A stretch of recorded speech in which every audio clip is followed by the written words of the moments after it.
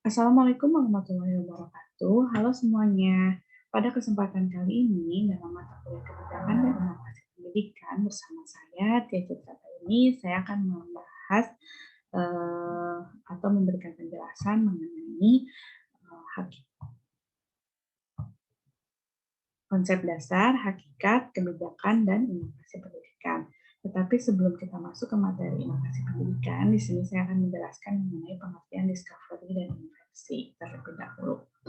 Nah, discovery adalah suatu penemuan yang sebenarnya benda atau hal yang ditemukan itu sudah ada, hanya belum diketahui orang.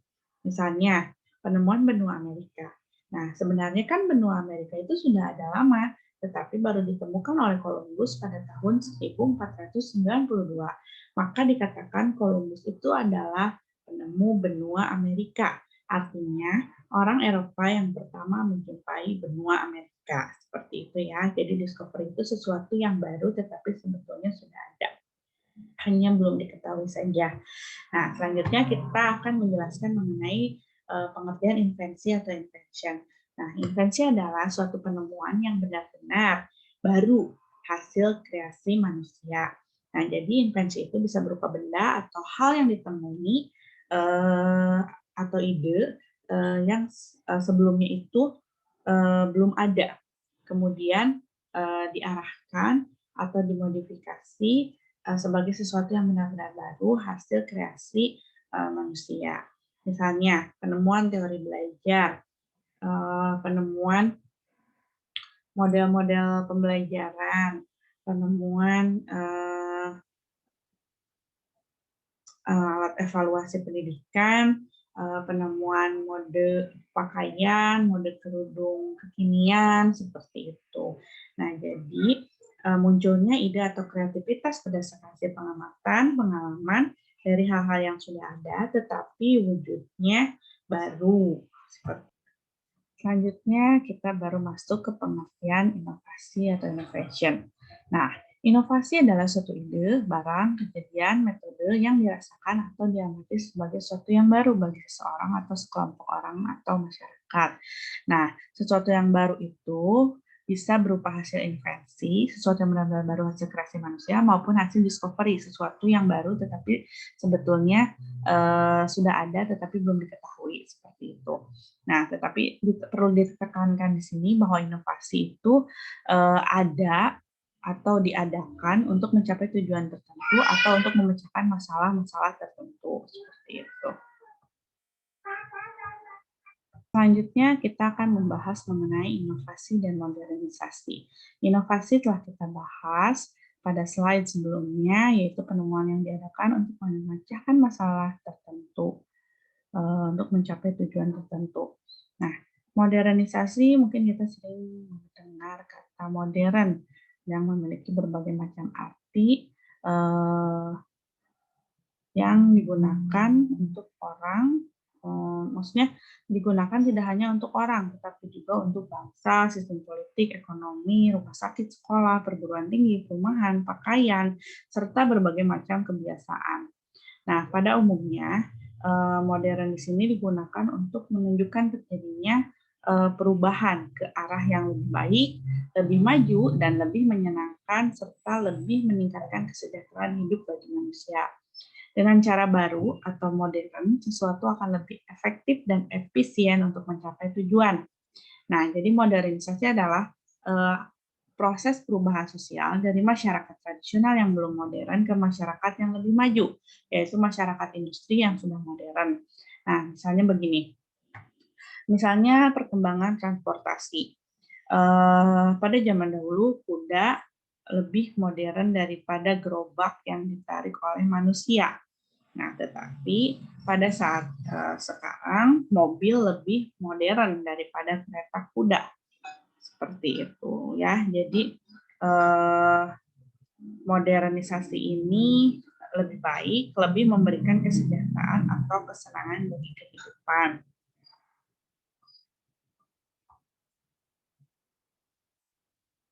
Jadi modernisasi ini pada dasarnya merupakan proses perkembangan secara bertahap, ya. Jadi tidak semua masyarakat berkembang ada pada tahap urutan yang sama. Jadi modernisasi di sini apa sih, jadi kayak gini. Jadi modernisasi itu bertahap, berkelanjutan, tidak secara langsung dan belum tentu merata seperti itu ya.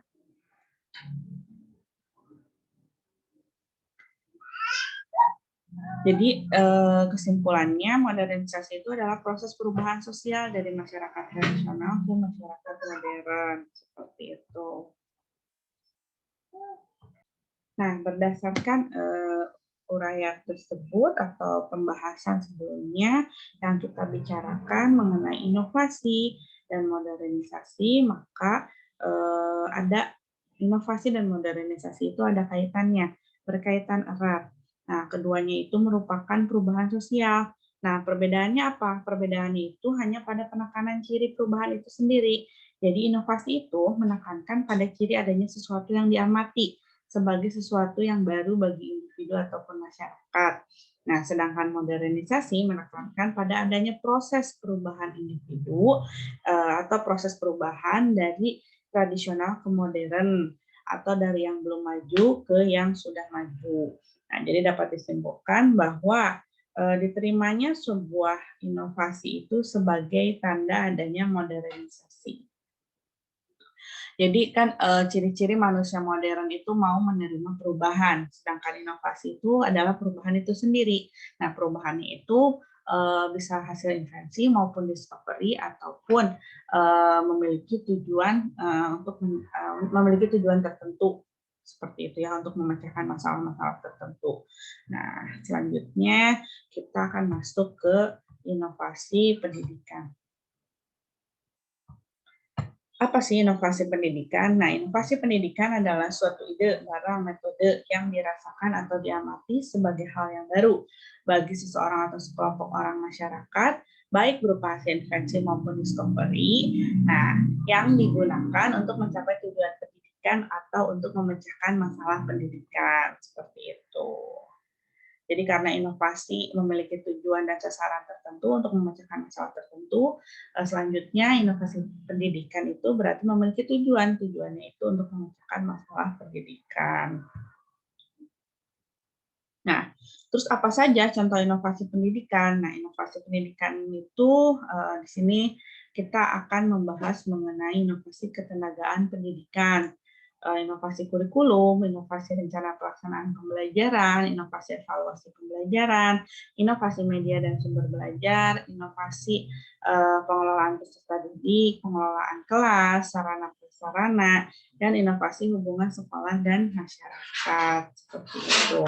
Nanti setiap poin di sini akan dijelaskan per pertemuannya. Selanjutnya kita akan prinsip-prinsip inovasi pendidikan. Nah, di sini ada 4 prinsip. Yang pertama, inovasi itu memerlukan analisis berbagai kesempatan dan kemungkinan yang terbuka. Artinya bagaimana? Artinya, inovasi di sini hanya dapat terjadi apabila memiliki kemampuan analisis. Jadi adanya kebutuhan, adanya tujuan, adanya tujuan untuk memecahkan masalah tertentu. Jadi perlu ada analisis karena inovasi itu titik beratnya adalah memiliki tujuan untuk memecahkan masalah tertentu seperti itu. Selanjutnya inovasi itu bersifat konseptual dan perseptual. Maksudnya bermula dari keinginan untuk menciptakan sesuatu yang baru yang dapat diterima oleh masyarakat. Jadi konsepnya ada, perseptualnya ada, seperti itu. Dan prinsip yang ketiga adalah inovasi itu harus dimulai dari yang kecil. Jadi tidak maksudnya tidak semua inovasi itu dimulai dengan ide-ide yang besar atau tidak terjangkau oleh kehidupan nyata manusia. Nah, jadi keinginan atau hal yang kecil untuk memperbaiki suatu kondisi atau masalah tertentu untuk memenuhi kebutuhan hidup ternyata memiliki pengaruh yang sangat luas terhadap kehidupan manusia sebelumnya. Jadi segala perubahan atau pembaruan itu harus dimulai dari hal yang kecil, tidak harus selalu dimulai dengan hal-hal yang besar seperti itu. Dan prinsip yang terakhir yaitu inovasi itu diarahkan pada kepemimpinan atau kepeloporan. Nah, maksudnya ini inovasi itu selalu diarahkan bahwa hasilnya akan menjadi pelopor, akan menjadi suatu perubahan yang diperlukan. Nah, apabila tidak demikian, maka inovasinya itu kurang jelas dan tidak memperoleh apresiasi dari masyarakat. Jadi tujuannya itu nggak jelas gitu. Jadi harus jelas ya, seperti sebagaimana pengertian inovasi yang telah dijelaskan pada slide sebelumnya. Nah, tujuan inovasi pendidikan. Jadi kan tujuan inovasi pendidikan itu sudah direncanakan sehingga mengharuskan adanya perincian yang jelas tentang sasaran dan hasil yang ingin dicapai yang dapat diukur untuk mengetahui perbedaan keadaan sebelum dan sesudah adanya inovasi. Jadi tujuan inovasi itu adalah efisiensi, hemat waktu, relevansi, sesuai dengan kebutuhan dan efektivitas, tepat guna, tepat sasaran, seperti itu. Selanjutnya, tujuan utama dari inovasi adalah berusaha meningkatkan kemampuan, yaitu kemampuan sumber tenaga, uang, sarana, dan prasarana, termasuk struktur dan prosedur organisasi. Seperti itu. Jadi, keseluruhan sistem itu perlu ditingkatkan agar semua tujuan yang telah direncanakan itu dapat dicapai dengan sebaik-baiknya. Selanjutnya, tujuan lain dilakukannya inovasi pendidikan adalah untuk memecahkan masalah pendidikan dan menyongsong arah perkembangan dunia kependidikan yang lebih memberikan harapan kemajuan yang lebih besar, seperti itu. Selanjutnya, arah inovasi pendidikan. Yang pertama, invensi atau penemuan. Jadi invensi itu kan meliputi penemuan atau penciptaan tentang sesuatu hal yang baru. Invensi ini atau invention itu merupakan adaptasi dari hal-hal yang ada, akan tetapi, nah, pembaharuan yang terjadi dalam pendidikan ini kadang menggambarkan sesuatu yang sangat berbeda dari sebelumnya, seperti itu. Jadi sebagaimana pengertian invensi itu kan hasil kreasi baru, seperti itu ya. Selanjutnya, development atau pengembangan. Nah, pembaruan harus mengalami pengembangan sebelum masuk dalam dimensi skala yang besar. Nah, jadi harus adanya pengembangan mengenai misalnya mengenai model pembelajaran, mengenai evaluasi pembelajaran, pengembangan mengenai media pembelajaran, seperti itu. Jadi harus adanya pengembangan pembaharuan yang dilakukan untuk mengembangkan sesuatu yang sudah ada sebelumnya, seperti itu ya, development. Dan biasanya dalam dunia pendidikan itu dilakukan penelitian R&D, Research and Development, untuk menghasilkan sesuatu yang baru, hasil inovasi yang baru dari sebelumnya yang belum ada, tetapi dikembangkan dari sesuatu yang sudah ada, seperti itu. Selanjutnya, difusi atau penyebaran. Penyebaran ide dari sumber kepada pemakai atau penyerap terakhir. Dan yang terakhir, adaptasi atau penyerapan. Beberapa tahap penting dalam penerapan inovasi pendidikan, seperti itu. Nah, selanjutnya kita akan membahas mengenai sasaran inovasi pendidikan. Ada 5. Yang pertama itu guru, yang kedua siswa, yang ketiga kurikulum, yang keempat fasilitas, dan yang kelima lingkup sosial masyarakat. Nah, yang pertama guru. Guru itu merupakan, jadi peran guru dalam inovasi itu tidak lepas dari tatanan pembelajaran yang dilakukan di kelas, sehingga guru itu harus berkompeten atau memiliki kreativitas yang tinggi, sehingga pembelajaran dapat dicapai sesuai dengan tujuan yang telah ditentukan sebelumnya. Selanjutnya siswa. Siswa ini prioritas paling tinggi di sekolah. Jadi berpusat pada minat dan kebutuhan siswa. Jadi pekerjaan sekolah itu sebetulnya dilaksanakan untuk kepentingan siswa agar siswa mampu mencapai tujuan pendidikan yang telah ditentukan. Jadi siswa ini merupakan objek utama dalam pendidikan. Siswa memegang peran yang sangat dominan dalam proses pendidikan dan hasil pendidikan serta tujuan pendidikan yang ingin dicapai, seperti itu. Selanjutnya kurikulum. kurikulum pendidikan ini atau kurikulum sekolah ini merupakan pedoman dalam melaksanakan pendidikan dan pengajaran di sekolah. Nah, jadi kurikulum sekolah merupakan bagian yang sangat penting dalam proses mengajar di sekolah. Sehingga dalam pelaksanaan inovasi pendidikan, kurikulum ini memiliki peranan yang sangat penting.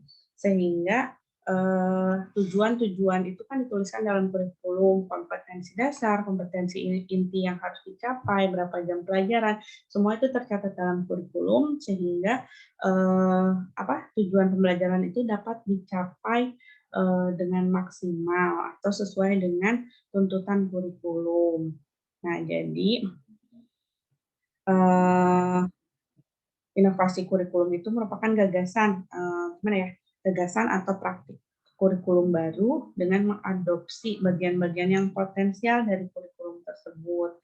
Tujuannya ya tetap untuk memecahkan masalah-masalah pendidikan sehingga dapat mencapai tujuan yang diharapkan. Dan yang keempat itu fasilitas. Fasilitas itu sarana dan prasarana pendidikan. Nah, jadi tidak bisa diabaikan juga hal ini karena dalam proses belajar mengajar, siswa maupun guru membutuhkan sarana dan prasarana, yaitu fasilitas yang mendukung untuk proses keberlangsungan adanya inovasi yang diterapkan. Jadi apabila tanpa fasilitas, tentu saja pelaksanaan inovasi pendidikan itu tidak dapat berjalan dengan baik. Selanjutnya yang terakhir itu lingkup sosial masyarakat. Nah, lingkup sosial masyarakat ini secara tidak langsung terlibat dalam perubahan tersebut karena membawa dampak baik positif maupun negatif dalam pelaksanaan pembaruan pendidikan yang dilakukan. Ya, jadi baik langsung maupun tidak langsung masyarakat itu terlibat dalam pendidikan seperti itu. Sebab apa yang dilakukan dalam pendidikan sebenarnya intinya tujuan akhirnya adalah mengubah masyarakat menjadi lebih baik, terutama masyarakat tempat peserta didik itu berasal. Jadi seperti itu ya. Jadi keterlibatan masyarakat dalam inovasi pendidikan ini akan membantu seorang inovator melaksanakan inovasi pendidikan yang ada atau yang diciptakan seperti itu.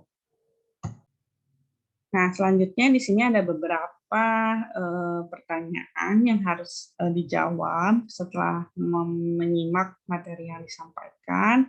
Ada 3 pertanyaan. Pertanyaan 1, 2, dan 3 bisa dibaca, kemudian silakan kerjakan di Word dan dikumpulkan di Google Classroom pada room classwork yang sudah disediakan. Link tersedia di Telegram. Selanjutnya, nah ini ada beberapa contoh inovasi media pembelajaran, media atau sumber belajar di era pandemi COVID-19 yang kita alami dengan menggunakan komik digital, seperti itu ya. Di sini ada beberapa inovasi yang dilakukan oleh guru, misalnya dalam materi matematika. Ini di kelas 1 SD ya, subtema 3, tema 3 seperti itu. Jadi ada materi yang diberikan oleh guru, kemudian ada kuis dengan mari bermain, kuis atau evaluasi seperti itu. Kemudian ada refleksi, bercerita, ada latihan 1, latihan 2 seperti itu. Jadi tinggal satu kali klik pembelajaran atau satu tema itu dapat tercapai sesuai dengan tuntutan kurikulum seperti itu. Kemudian ini juga masih sama. Dan ini juga. Nah, mungkin itu saja yang dapat saya sampaikan untuk pertemuan kali ini. Kurang lebihnya mohon maaf. Apabila itu Wassalamualaikum warahmatullahi wabarakatuh.